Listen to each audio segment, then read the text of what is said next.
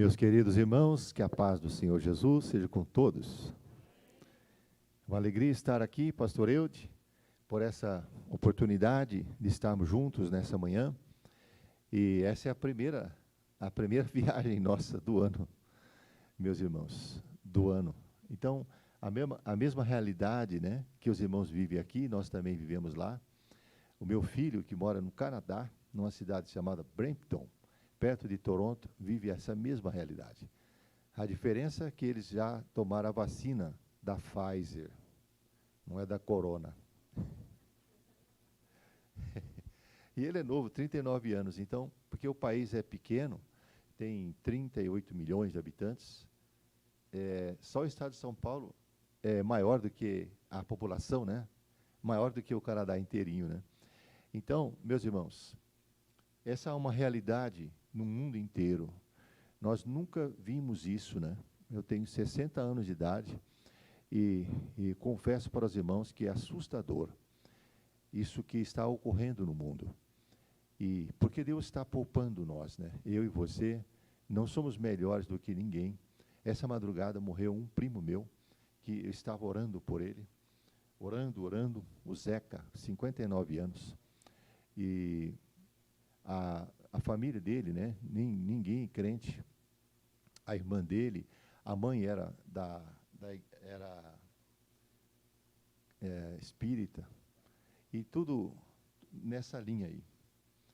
Mas, quando nós soubemos que ele tinha pego essa doença lá em Ponta Grossa, no Paraná, nós entramos em contato com a família e colocamos à disposição de oração, de intercessão, de orientação, né?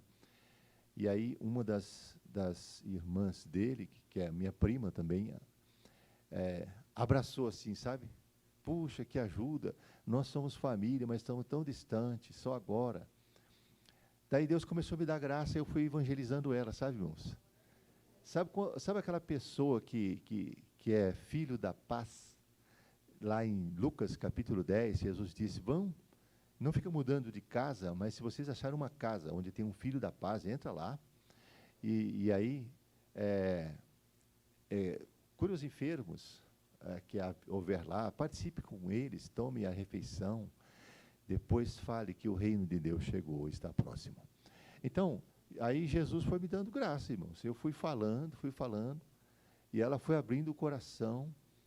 Daí, eu mandei uma mensagem muito, muito boa de um pastor do interior chamado Danilo Figueira, da Igreja Comunidade Cristã de Ribeirão Preto, que encabeça essa parte de casas de paz no Brasil inteiro, né? Que são células de evangelização, né? Nos lares.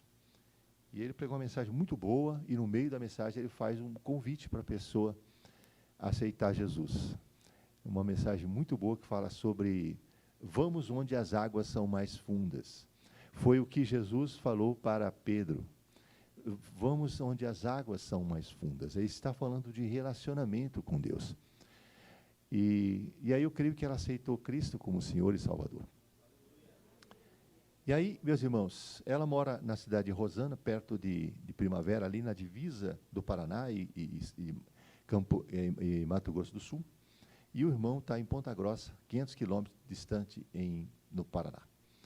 Então, quando foi essa semana, a mulher do meu primo disse para ela que ele estava assim, porque estava saturando muito pouco e os órgãos internos tudo parando, né? E internado, entubado, e a mulher dele disse, olha, quando fala o seu nome, Zezé, ele estremece. Aí ela disse, então eu tenho que ir para aí. Aí eu falei para ela, você vai falar para ele essas coisas que eu vou te dizer. Jesus disse, eu sou o caminho, a verdade e a vida. Ninguém vem ao Pai, a não ser por mim. Só eu caminho. Você vai fazer com ele. A primeira coisa que você vai dizer para ele é isso aqui, ó. Você vai recitar isso daqui, ó. O Senhor é a minha luz e a minha salvação. De quem terei medo? Porque essa hora é a hora que a pessoa tem medo. O Senhor é a fortaleza da minha vida. De quem recearei? Esse é o Salmo 27, versículo 1. Eu falei, recita esse versículo primeiro. E depois você faz a oração a oração da confissão, né, de Cristo, a oração do pecador. Bem curtinha. E aí ela disse, olha, primo, eu fiz tudo o que você falou. E saiu uma lágrima do olho dele. E aí ele se mexia mesmo. Então disse, está tudo na mão de Deus. Nós ficamos mais ou menos um mês orando. E então ela foi para lá na sexta, eu acho, ou na quinta, e hoje de madrugada ele faleceu. Então, meus irmãos, nós acreditamos que, porque Deus não desiste de ninguém, sabe? Ele quer salvar, né? 1 Timóteo 2, versículo 4, diz que Deus deseja que todos sejam salvos e cheguem ao pleno conhecimento da verdade. Então, é o desejo dele salvar. Bem, meus irmãos, e é o seguinte, esse é o primeiro compromisso que eu tenho esse ano. Eu estava assistindo uma aula pelo pastor Eude, pastor Éder. Pastor Éder estava dando uma aula de escola bíblica, né, online, e eu passei assim só para dar uma olhada, né, mas eu não conseguia parar de olhar. Eu falei, olha, está muito boa essa aula do pastor, que bom. E eu assisti até o finalzinho. Depois falei, vou mandar uma mensagem para ele, encorajando ele a perseverar. Porque, às vezes, as pessoas desanimam, né, na parte do online. Mas a palavra é a mesma, irmãos. E o Espírito Santo está lá com ele, está com você do outro lado. E o ensino é importante.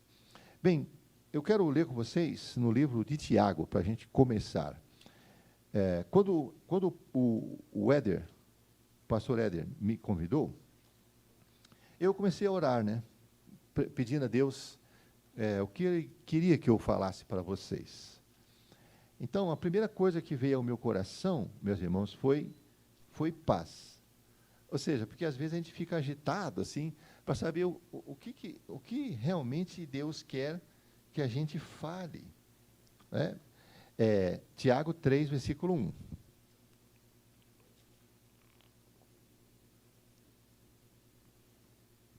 Então, eu senti muita paz e o Espírito Santo disse no meu coração, deixa eu conduzir você. Eu digo, sim, senhor. Então, vai ser assim, irmãos. O Espírito Santo vai me dirigir. Eu já tenho um ponto de partida para a gente falar aqui, mas esse é um tempo interessante, importante, né? Tiago, capítulo 3, verso 1, diz, meus irmãos, não sejam muitos de vocês mestres, sabendo que seremos julgados com mais rigor. Então, essa palavra é pertinente para o tempo que nós estamos vivendo. Existem vários níveis de mestrado. Todos vocês que estão aqui têm algum grau de mestrado. Sabe? Eu sempre gostava de me comparar com o Dr. Russell Shedd. Para mim, ele estava no topo do mestrado. No topo. E eu estava nos primeiros degraus. Mas ele era um alvo para mim. Eu queria ser como ele, como Enéas Tognini também, os mais antigos lembram, né? Que foram mestres que a gente se baseou, né? Então, meus irmãos, eu recebi o chamado de Deus para ensinar quando eu ainda era diácono. Então, eu passei pelo diaconato, o presbiterato e o pastorado. E, como diácono, eu já tinha recebido a missão. Eu era dirigente de uma congregação bem pequenininha, e os irmãos me deram a revista da escola bíblica, e disse, você vai ensinar a gente. Aí eu disse, como? Como que é assim? Como que é isso? Disse, não, aqui está a revista e você ensina a gente. Você tem mais letra, eles falaram assim, você tem mais estudo. Mas, irmãos, isso aí é complicado, esse negócio de estudo. Eu disse, olha, eu não sei fazer isso, não. Aí eles olharam para mim com aquela cara assim, se vira. E você deve conhecer o texto que está lá em Romanos 12, versículo 7, que diz, aquele que ensina, esmere no fazê-lo. Então, imediatamente começou a vir na minha mente algumas coisas, porque Deus vai dando direção para nós, né? Eu peguei a revista, meus irmãos, e depois eu fiquei lendo para eles. Fiquei só lendo, até acabar. Aí depois eles vinham e falavam, olha, você fica só lendo, a gente não quer que fica só lendo, não. Eu disse, mas eu não sei, Eles falaram, se vira. Eles não falaram, mas eles só pensaram, né? Então, meus irmãos, eu fiz um curso de teologia por correspondência. Esse é antigo, bem antigo. Porque o ensino, teoricamente, seria a capacidade de transmitir conhecimento, né? Teoricamente. Mas você transmite o conhecimento que você adquire, que você tem. O conhecimento. Mas eu descobri depois que o ensino, na verdade, a alma do ensino é fazer com que a alma da pessoa veja uma certa coisa. Então, ensinar é isso, é fazer com que a outra pessoa enxergue aquilo que você já está vendo. Basicamente, é conduzir essa pessoa até ela perceber isso, essa verdade. E aí, meu irmão, precisa ler a Bíblia, estudar a palavra, precisa ler a Bíblia. A Bíblia tem tudo o que a gente precisa, mas você não vai conseguir se não se debruçar sobre ela. Há mais ou menos uns 20 anos atrás, talvez menos um pouco, o pastor Jeremias Pereira, da 8ª Igreja Presbiteriana de Belo Horizonte, foi usado pelo Espírito Santo para desafiar eu e mais um monte de pastores, lá em Águas de Lindóia, num encontro da CEPAL, que é Serviço de Evangelização para a América Latina. É para pastores e líderes do mundo, do Brasil inteiro. Então, mais ou menos 1.500 pastores, de várias denominações. E aí tem as salas de interesse, né? E eu achei interessante a palestra dele. Então, eu fui lá. E aí ele desafiou todo mundo, dizendo, olha, vocês são pastores.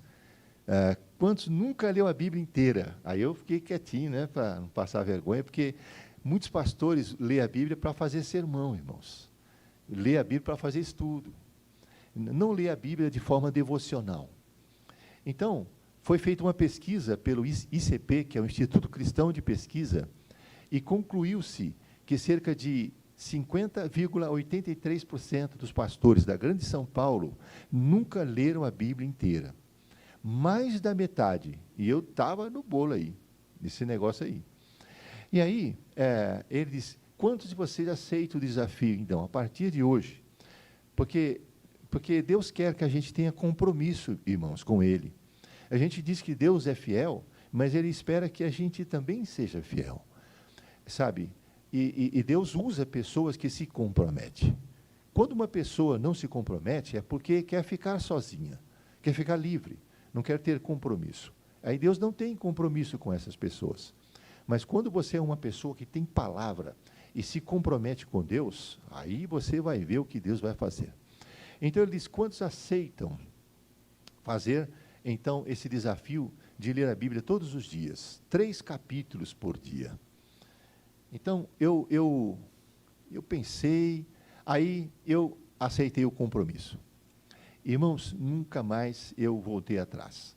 Eu não leio mais 3 capítulos, leio 1, às vezes 2, mas no mínimo 1, todos os dias. E eu já li muitas vezes, umas 20 vezes a Bíblia. Mas aí eu continuo. Por exemplo, a Bíblia que eu estou lendo agora é essa daqui, ó, a Bíblia de Estudo a Bíblia de Estudo Conselheira da Sociedade Bíblica. A minha Bíblia antes era a Bíblia Shed. Então eu li essa Bíblia 2 vezes, com todos os comentários, bem devagarinho. Então, meus irmãos, eu tenho feito isso daí. Eu comecei a ler essa Bíblia porque no meu coração tem um desejo de escrever um livro sobre aconselhamento. Um livro sobre aconselhamento. Então, eu já fiz o sumário do livro. E essa Bíblia foi escrita por psiquiatras e psicólogos, todos cristãos, a maioria pastores. Então, os comentários é sempre voltado para esse assunto do aconselhamento. E a gente precisa ser sábio no aconselhamento, sabe? Porque hoje está muito complexo as coisas. Principalmente esse negócio envolvendo de homossexualidade, depressão, sabe? Tirar a vida, casamento. Meus irmãos, eu não sei se vocês têm notado, mas eu tenho observado isso daí. Uma porcentagem muito grande de pessoas da igreja que se divorciam rapidamente. Jovens. Iniciativa das mulheres.